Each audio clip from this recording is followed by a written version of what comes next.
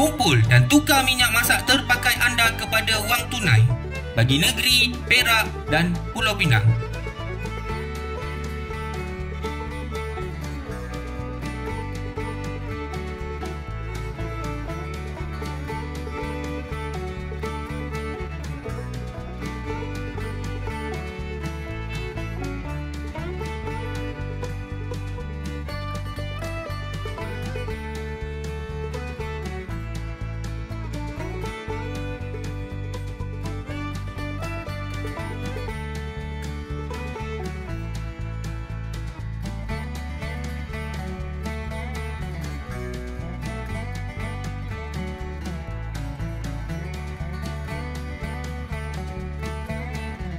Ada minyak masak terpakai di rumah daripada dibuang, baik korang jana duit. Bawa ke stesen minyak Petronas yang terlibat. Dapatkan wang tunai hasil jualan minyak masak terpakai korang.